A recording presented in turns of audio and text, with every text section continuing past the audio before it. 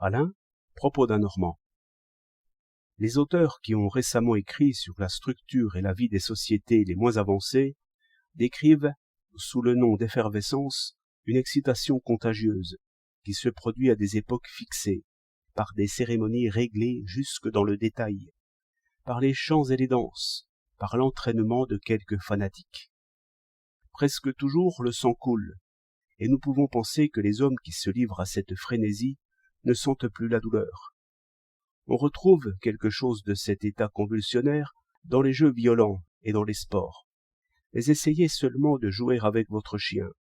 S'il est vigoureux et bien reposé, vous produirez bientôt en lui une espèce de folie, tempérée pourtant par l'obéissance, sans quoi, emporté par le jeu, il vous dévorerait.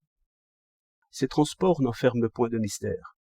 On les explique aisément par la réserve d'énergie qui est concentrée dans un corps bien vivant et bien nourri, par l'excitation qui résulte du mouvement lui-même et qui réveille tous les muscles, enfin par l'imitation, si profondément inscrite en habitude, puisque nous lui devons presque tout notre savoir-faire, parole, écriture, métier. Seulement ce qui brouille tout, c'est le travail automatique de l'imagination, qui lie alors tous ces mouvements en commun et tous ces transports frénétiques à n'importe quelle formule et à n'importe quel rêve. Et, par l'ignorance des véritables causes, les opinions sont prises pour les causes de ces transports et de ces joies. Il n'y a point d'absurdité qu'on ne rencontre dans les croyances communes, quand on en fait l'inventaire. Que le Dieu soit un héros, ou un animal, ou le soleil, ou la pluie, ou le vent, on y croit aussi bien.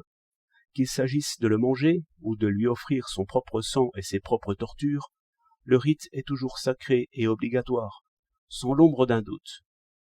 Mais, dans cette diversité des pratiques superstitieuses, il y a un élément toujours le même. C'est cette effervescence résultant de la réunion et de la contagion.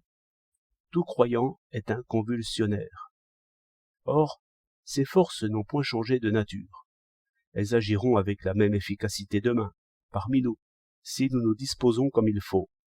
Chacun peut le sentir dans une panique, ou lorsque la foule soudain se jette sur un assassin présumé. Par ce seul mouvement, le doute est enlevé, la preuve est faite. Par ces forces redoutables, qu'il faut appeler religieuses, la guerre nous menace toujours. Comment ne pas voir, alors, le haut prix de l'esprit anticlérical qui s'exerce à douter, à s'isoler, à se refuser, qui se prive de ses voluptés sauvages, qui donnerait enfin noblement toute la poésie et tout l'amour et toute l'ivresse que l'on voudra pour un peu de raison froide et de justice sans entrailles? Quand nous disons que l'homme doit se défier des plaisirs, mettons toujours la religion et le patriotisme au rang des plus délicieux. 26 juillet 1912.